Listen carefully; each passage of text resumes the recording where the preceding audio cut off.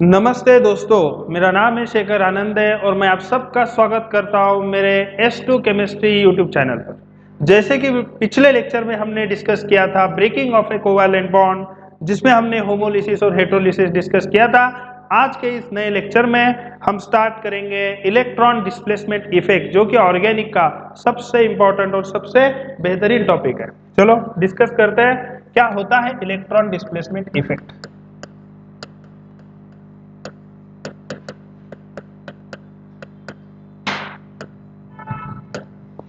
Electron displacement effect क्या होता है? ओके, तो नाम से पता चलेगा आपको इलेक्ट्रॉन डिस्प्लेसमेंट इफेक्ट का मीनिंग क्या है कि जब कोई कोवैलेंट बॉन्ड होता है उसमें जब इलेक्ट्रॉन का डिस्प्लेसमेंट होता है, उस इलेक्ट्रॉन के डिस्प्लेसमेंट के कारण जो इफेक्ट प्रोड्यूस होता है उसे कहते हैं इलेक्ट्रॉन डिस्प्लेसमेंट इफेक्ट। यानी effect produce due to the displacement of electrons. और ये इलेक्ट्रॉन्स कहाँ से डिस्प्लेस होते हैं? कोवैलेंट बॉन्ड से डिस्प्लेस होते हैं। और ये कोवैलेंट बॉन्ड कौन सा होता है? इट में भी सिग्मा बॉन्ड और इट में भी पाई बॉन्ड। यानी सिग्मा बॉन्ड में भी डिस्प्लेसमेंट हो सकता है और पाई बॉन्ड में भी डिस्प्लेसमेंट हो सकता है। इसके कारण जो इफेक्ट होगा उसे इलेक्ट्रॉन डिस्प्लेसमेंट इफेक्ट कहेंगे। लेकिन याद रखो, इलेक्ट्रॉन डिस्प्लेसमेंट इफेक्ट दो टाइप के होते हैं। एक होता है कौन सा? एक होता है बेटा, एक होता है कितने टाइप होते हैं? परमानेंट में होते हैं तीन टाइप्स। परमानेंट में होते हैं तीन टाइप्स। एक होता है इंडक्टिव इफेक्ट,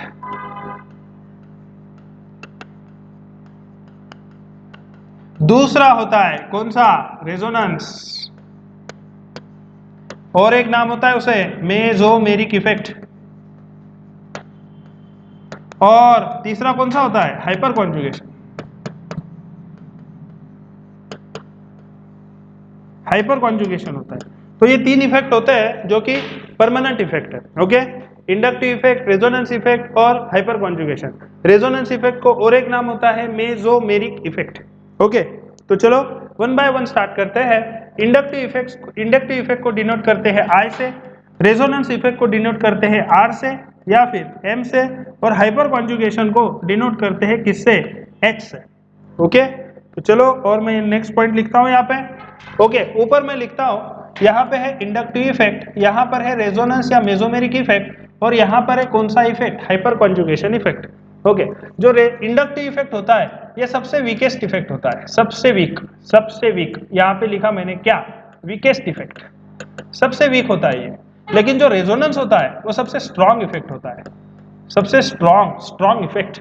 और जो हाइपर कॉन्जुगेशन होता है ये बीच का होता है। बीच का मतलब मॉडरेट होता है। ओके, मॉडरेट का मतलब क्या है? इंडक्टिव इफेक्ट से तो स्ट्रॉन्ग है, लेकिन रेजोनेंस से कैसा है? Weak effect.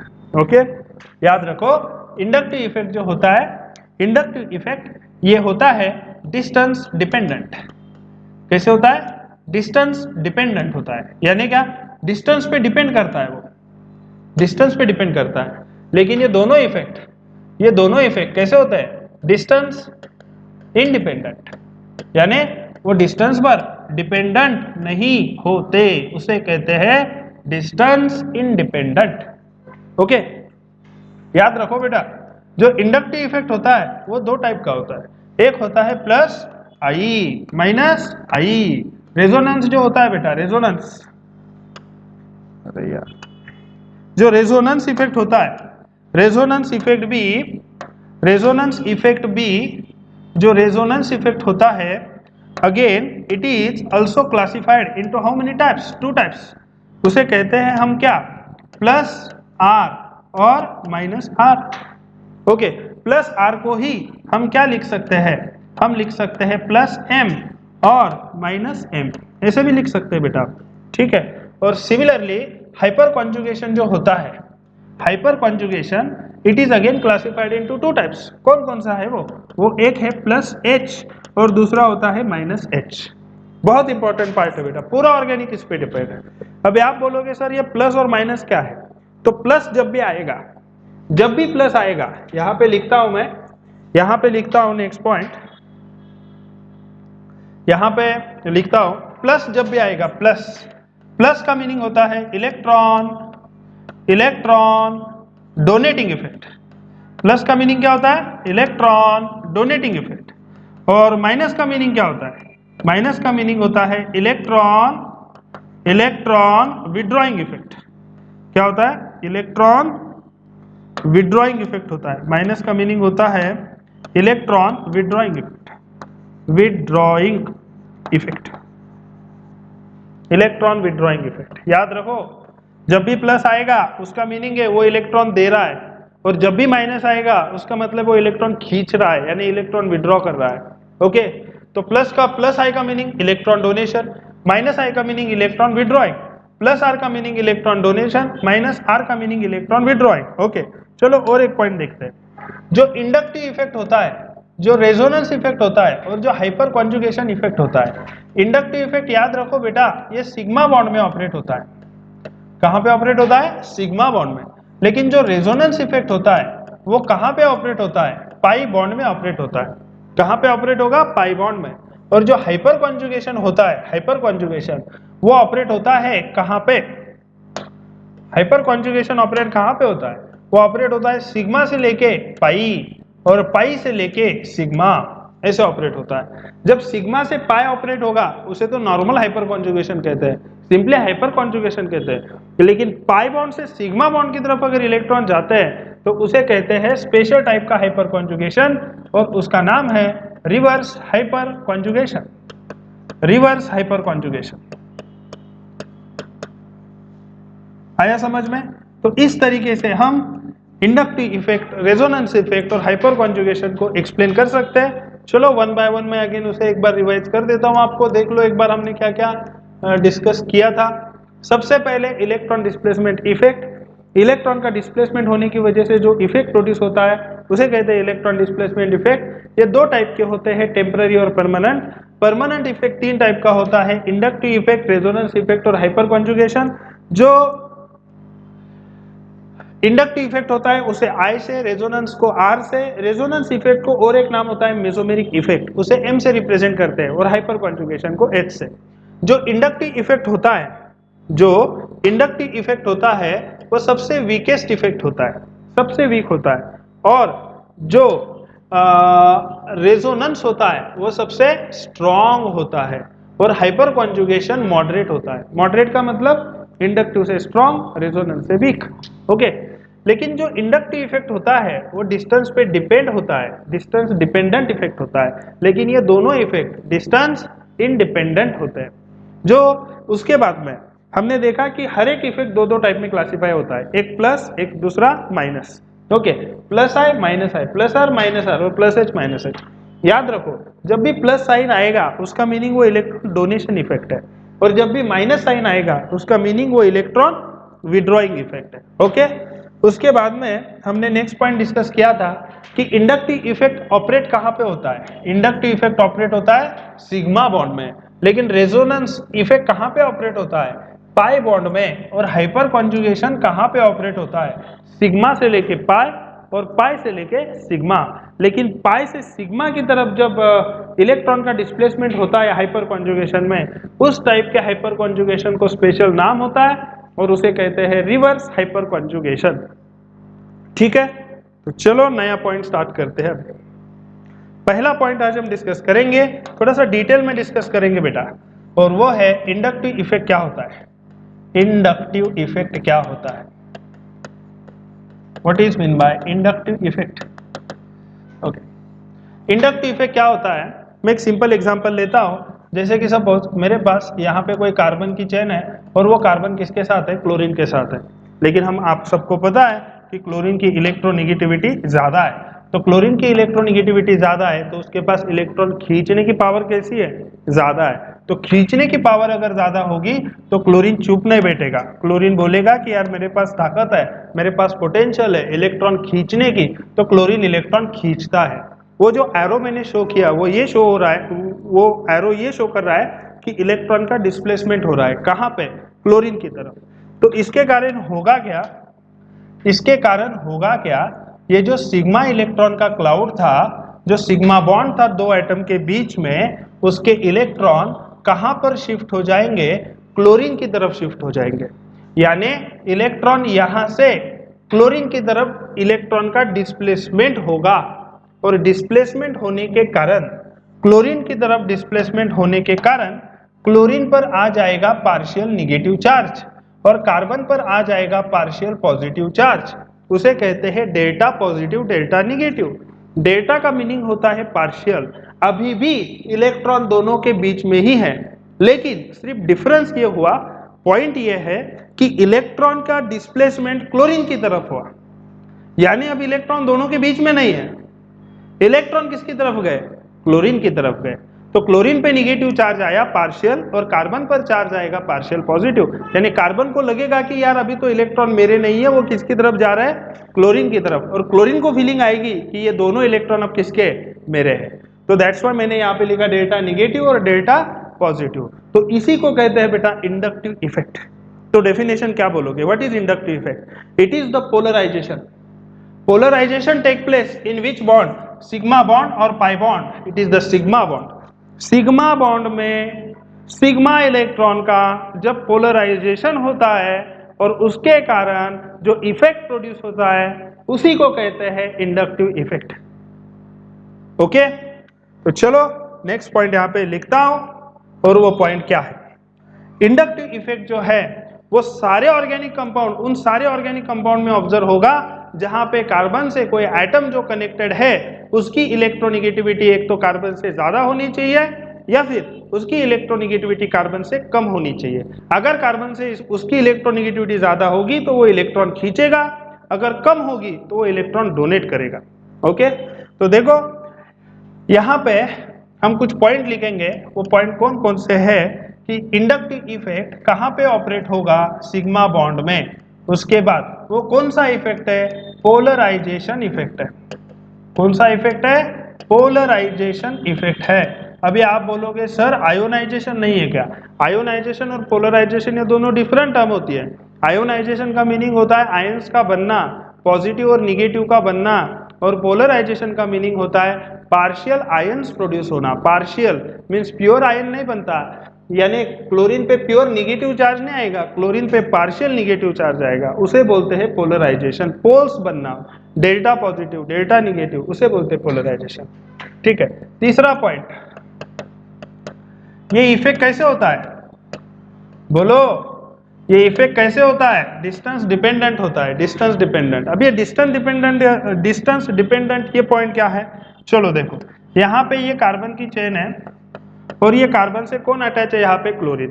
तो क्या होगा? मैंने यहाँ पे वैलेंसी कंप्लीट नहीं की, जस्ट मैंने इसे लिखा है यहाँ पे। ठीक है, ओके, तो ठीक है, तो यहाँ पे देखो ये एक कंपाउंड है। ठीक है, तो यहाँ पे क्या होगा? सपोज सबसे पहले तो मुझे बोलो कि इलेक्ट्रोनिगेटिविटी डिफरेंस कहाँ पे है? इस मॉलिक्यूल में इलेक्ट्रोनिगेटिविटी डिफरेंस कार्बन और क्लोरीन के बीच में। तो कार्बन और क्लोरीन के बीच में इलेक्ट्रोनिगेटिविटी डिफरेंस है, तो ये इलेक्ट्रॉन कहाँ जाएंगे? क्लोरीन की तरफ डिस्पर्स होंगे। क्लोरीन की तरफ डिस्पर्स होने की वजह से क्लोरीन पे आएगा डेल्टा निगेटिव और कार्बन पर आएगा डेल्टा पॉजिटिव चार्ज। कार्बन पर डेल्टा पॉजिटिव चार्ज आया, इसका मीनिंग यह है कि कार्बन क्या हुआ? Electron deficient. और अगर इलेक्ट्रॉन डेफिशिएंट है तो उसकी मदद कौन करेगा? उसकी मदद तो उसका दोस्त ही करेगा ना। और उसका दोस्त कौन है? ये कार्बन का दोस्त कौन है? इसके पीछे वाला कार्बन। ओके, तो वो कार्बन थोड़े से इलेक्ट्रॉन डोनेट करता है। इस कार्बन ने जितने इलेक्ट्रॉन लूज किए ना उतने नहीं करता, वो थोड़े से इलेक्ट्रॉन डोनेट करता है। तो ये अगर थोड़ा सा डोनेट करता है तो इस पे भी क्या आ जाएगा? थोड़ा सा पॉजिटिव आ जाएगा। तो इस पे थोड़ा सा पॉजिटिव आता है तो ये क्या करता है? ये देखता है अरे यार इस कार्बन पे पॉजिटिव आया, तो ये भी और थोड़े से इलेक्ट्रॉन डोनेट करता है, यानी इस पे और छोटा पॉजिटिव चार्ज आ जाएगा। इस पे इतना कम पॉजिटिव चार्ज है कि ये पीछे वाला कोई हेल्प करता ही नहीं, यानी सबसे ज्यादा पॉजिटिव चार्ज अब भी C1 पर है। मैं यहाँ पे नंबरिंग करता हूँ, ये C1 है, ये C2 है, ये C3 है और ये C4 है। तो सबसे ज्यादा पॉजिटिव चार्ज कहाँ पे है? C1 पे। और सबसे कम कहाँ पे है? C3 पे। C4 तक तो इंडक्टिव इफेक्ट खत्म हो जाता है। आ रहा है आपको समझ में? तो दैट्स व्हाई इसे क्या बोलते हैं? Distance dependent. डिस्टेंस डिपेंडेंट का मीनिंग है कि इसके कारण इस पे पॉजिटिव चार्ज आया लेकिन थोड़ा आया। ओके, इसके कारण इस पे पॉजिटिव चार्ज आया और थोड़ा आया। इसके कारण इस पे पॉजिटिव इतना कम आया कि उसे हम निग्लेक्ट कर देते हैं। ओके, तो यानी इसके कारण यहाँ पे पॉजिटिव, यहाँ पे पॉजिटिव, लेकिन फिर भी सबसे ज्यादा C1 पे, उससे कम C2 पे, C3 पे, इसके कारण उसे कहते हैं कि इंडक्टिव इफेक्ट कैसे होता है, डिस्टेंस पे डिपेंडेंट होता है। ओके, तो चलो नया पॉइंट स्टार्ट करते हैं। आपके माइंड में एक क्वेश्चन होगा कि सर माइनस आई इफेक्ट कैसे ऑब्जर्व मीन्स आइडेंटिफाई करते हैं। माइनस आई इफेक्ट, इसे बोलते हैं निगेटिव इंडक्टिव इफेक्ट। इसे कैसे आइडेंटिफाई करते हैं? तो याद रखो बेटा, जब भी कोई एटम या फिर क्या होगा, ग्रुप, जब भी कोई एटम या ग्रुप अगर उसकी इलेक्ट्रोनिगेटिविटी कार्बन से ज्यादा होती है, किससे ज्यादा होती है? कार्बन से ज्यादा होती है, लेकिन क्या क्या ज्यादा होती है? इलेक्ट्रोनिगेटिविटी। क्या ज्यादा होगी? इलेक्ट्रोनिगेटिविटी। तो उस केस में जो इफेक्ट होगा उसे बोलेंगे माइनस आई इफेक्ट। यानी क्या, आपके पास जो ऑर्गेनिक कंपाउंड है, उस ऑर्गेनिक कंपाउंड में कार्बन से जो एटम अटैच है, उसकी इलेक्ट्रोनिगेटिविटी अगर कार्बन से ज्यादा होगी तो वो इंडक्टिव इफेक्ट होगा। लेकिन याद रखो, उन दो एटम के बीच में सिग्मा बॉन्ड होना चाहिए। कौन सा बॉन्ड होना चाहिए? सिग्मा, क्योंकि इंडक्टिव इफेक्ट सिग्मा बॉन्ड में ऑपरेट होता है। जैसे कि मैं वन बाय वन कुछ फंक्शनल ग्रुप लेता हूं। जैसे सपोज मेरे पास यहाँ पे ये कार्बन है और इस कार्बन से लगा दिया मैंने OH। क्या लगा दिया? OH। अभी देखो कार्बन और ऑक्सीजन के बीच में कौन सा बॉन्ड है? सिग्मा बॉन्ड है। और ऑक्सीजन की इलेक्ट्रोनिगेटिविटी क्या है? ज्यादा या कम? ज्यादा है। तो अगर ज्यादा होगी तो इलेक्ट्रॉन का डिस्प्लेसमेंट ऑक्सीजन की तरफ होगा, सिग्मा इलेक्ट्रॉन का, बराबर है। तो ये OH कौन है फिर? इलेक्ट्रॉन डोनेटिंग है या इलेक्ट्रॉन विड्रॉइंग है? OH को बोलेंगे electron withdrawing, electron withdrawing group बोलेंगे, इलेक्ट्रॉन विड्रॉइंग ग्रुप बोलेंगे। तो ये इफेक्ट कौन सा हो गया फिर? माइनस आई इफेक्ट हो गया। क्यों? क्योंकि ऑक्सीजन की इलेक्ट्रोनिगेटिविटी कार्बन से ज्यादा है, तो ऑक्सीजन इलेक्ट्रॉन खींचेगा और खींचने के कारण वो इलेक्ट्रॉन विड्रॉइंग ग्रुप होगा और वो माइनस आई इफेक्ट होगा। तो ऐसे सारे आइटम्स या ग्रुप्स जिनकी इलेक्ट्रोनिगेटिविटी कार्बन से ज्यादा है, वो उसे हम माइनस आई इफेक्ट कहेंगे, और उन आइटम्स या ग्रुप को इलेक्ट्रॉन विड्रॉइंग ग्रुप बोलेंगे। जैसे कि अलग अलग एग्जांपल है मेरे पास। यहाँ पे कार्बन के साथ सपोज कौन है? NH2 है।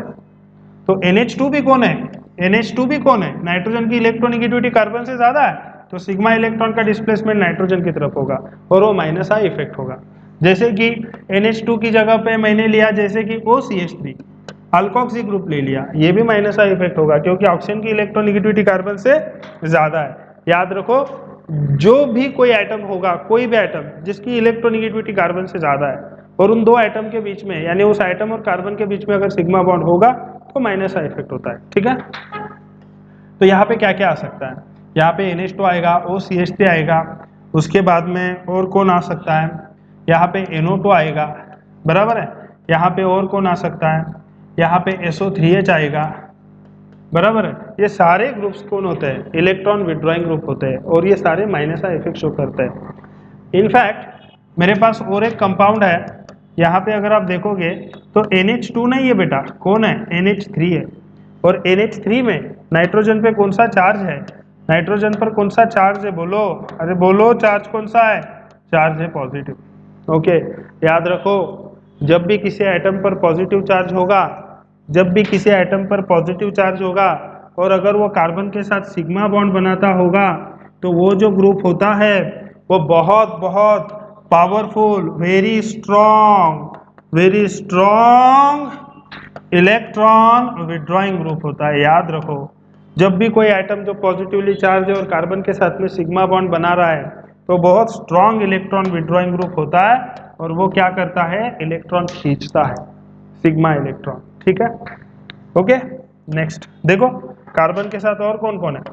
कार्बन के साथ एक नया पॉइंट आपको बोलता हूँ, नया पॉइंट। यहाँ पर कार्बन के साथ कौन है? देखो, इसे आपने बहुत बार देखा है। ये कौन है? ये, अरे ये तो आल्डिहाइड है। और ये जो आपका कार्बन है और ये आल्डिहाइड का कार्बन है, इन दोनों के बीच में कौन सा बॉन्ड है?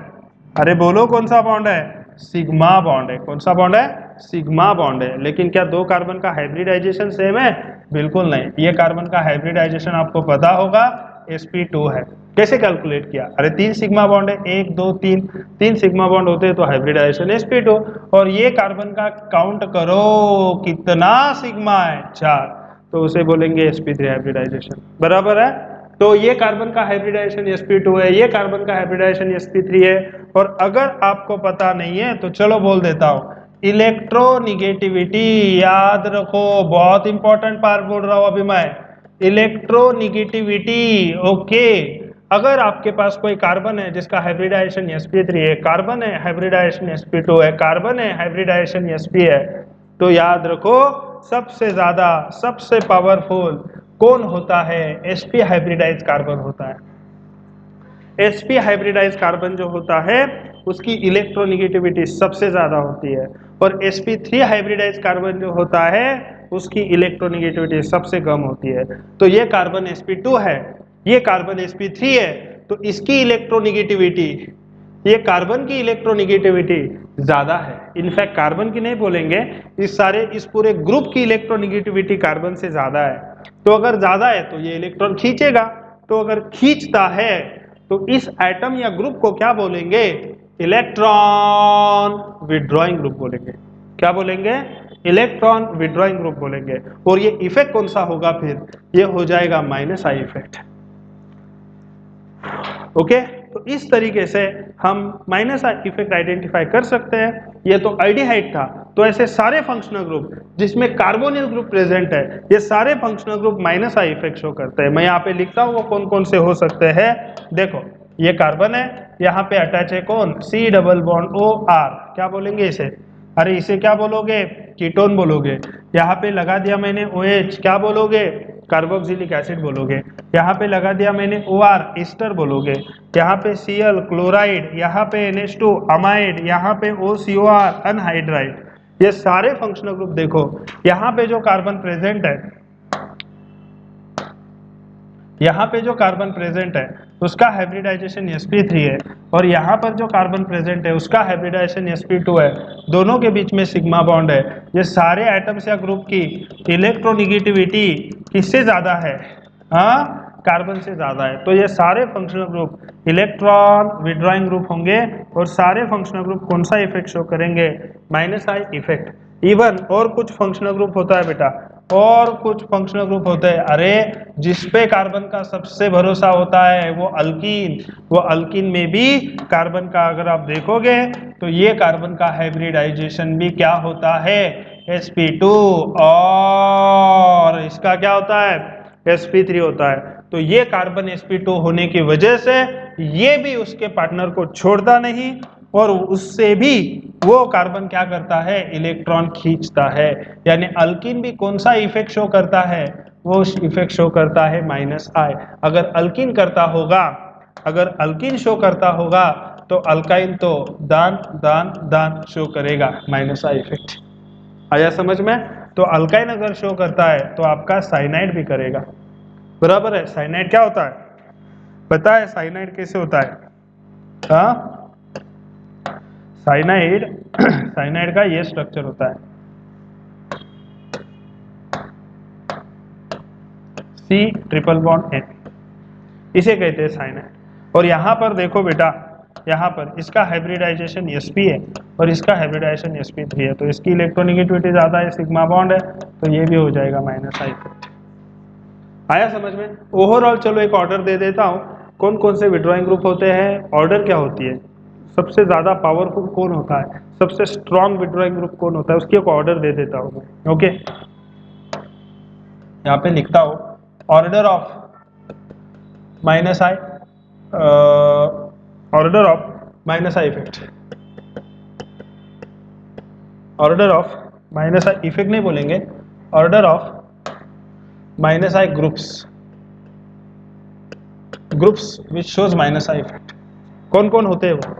सबसे पहले होता है कौन? पॉजिटिव वाले, NH3। ओके, उससे भी पहला होता है कौन? उससे पहले आता है NR3+। ओके, फिर होता है NH3+। ओके, उसके बाद कौन आता है? उसके बाद आता है NO2, उसके बाद आता है SO3H, फिर आता है कार्बोक्सिलिक एसिड।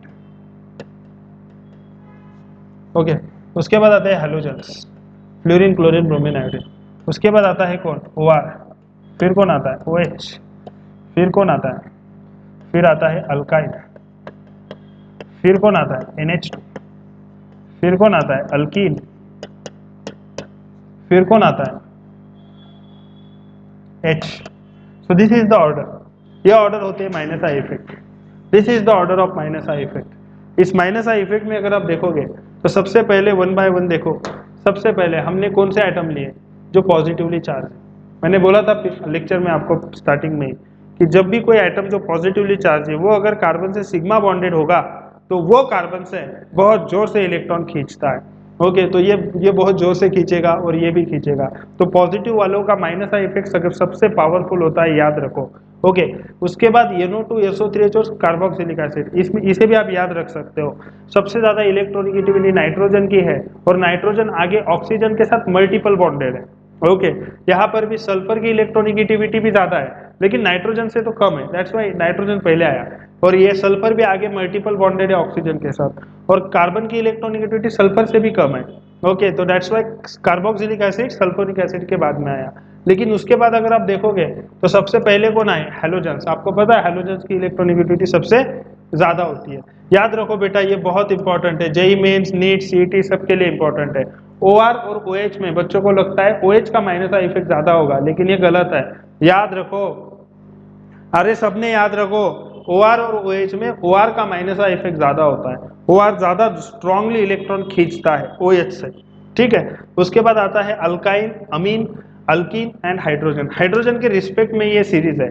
ये सारे ऊपर वाले जो ग्रुप्स है ये सारे इलेक्ट्रॉन विड्रॉइंग ग्रुप्स है और सारे इलेक्ट्रॉन खींचते हैं। सारे ग्रुप्स, सारे एटम्स, ये सारे ग्रुप्स या एटम्स इलेक्ट्रॉन विड्रॉइंग एटम्स या ग्रुप्स है और वो सारे माइनस आई इफेक्ट शो करते हैं।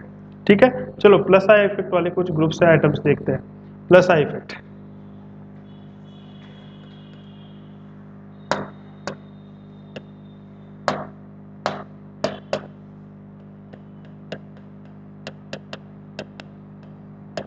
अभी प्लस आई इफेक्ट क्या होता है?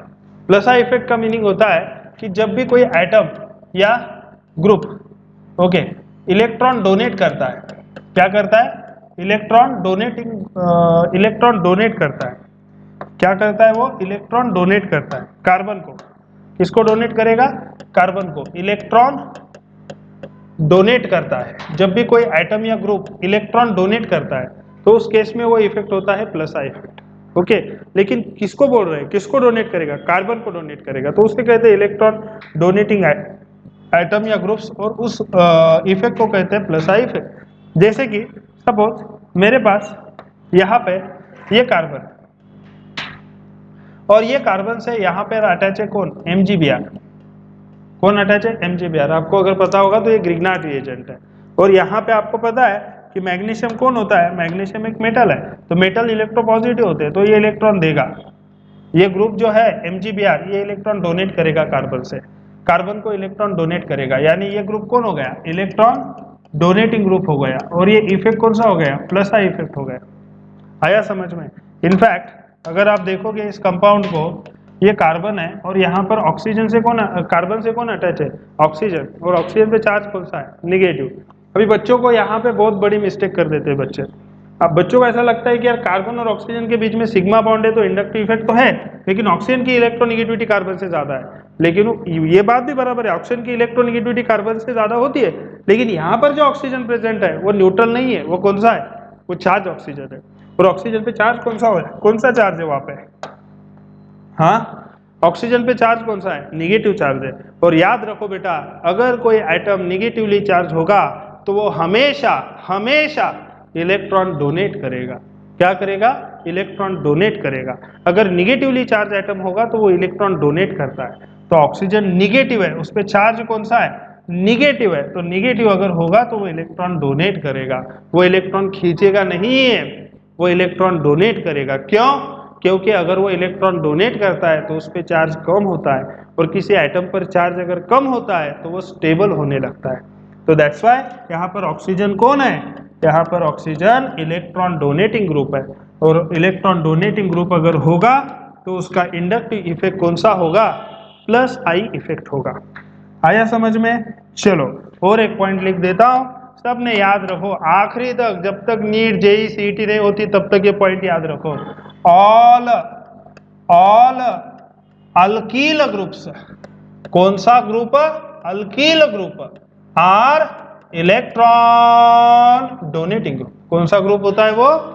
इलेक्ट्रॉन डोनेटिंग ग्रुप होता है। कौन सा भी अल्किल ग्रुप आप ले लो, कौन सा भी अल्किल ग्रुप आप ले लो, ये सारे इलेक्ट्रॉन डोनेट करते हैं, सारे ग्रुप इलेक्ट्रॉन डोनेट करते हैं। कौन कौन से पता है? मेरे को तो बहुत सारे पता है, methyl, ethyl, propyl, butyl, pentyl, isopropyl, isobutyl, secondary butyl, tertiary butyl, cyclopropyl, cyclopentyl, cyclohexyl, ये सारे ग्रुप कौन से होते हैं? इलेक्ट्रॉन डोनेटिंग ग्रुप्स होते हैं। ओके, तो चलो थोड़ा सा इसमें भी डिस्कस कर लेते हैं। मेरे पास ये अल्किल ग्रुप है, मेरे पास ये अल्किल ग्रुप है। चलो इसे अच्छा शो करता हूं मैं, एक्चुअली इसे थोड़ा सा कंप्लीट स्ट्रक्चर लिखता हूं, आपको अच्छे से समझ में आएगा। यहाँ पे 2 है, अरे यहाँ पे कितने हैं? 1। और यहाँ पर कितने हाइड्रोजन है बेटा? 3 हाइड्रोजन है। याद रखो आखिरी तक, हाइड्रोजन किसी को इलेक्ट्रॉन देते भी नहीं और किसी से इलेक्ट्रॉन लेते भी नहीं।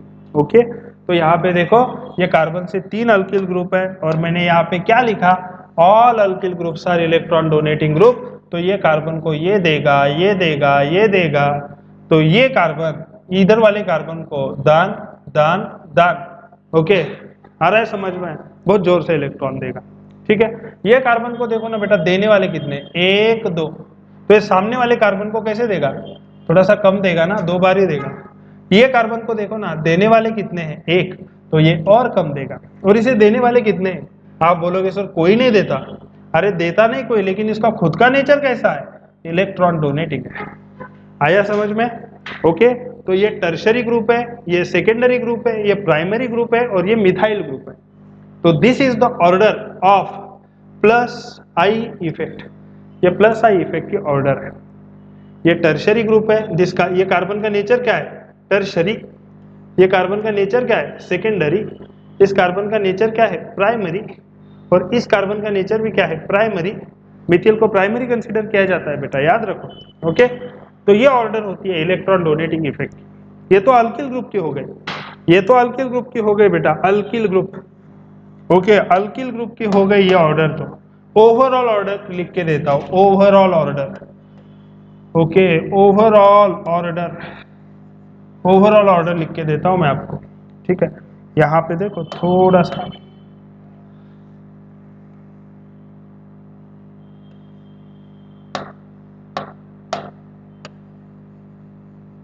ओवरऑल ऑर्डर देख लो बेटा एक बार। सबसे पहले डोनेट करता है O माइनस, फिर डोनेट कौन करेगा?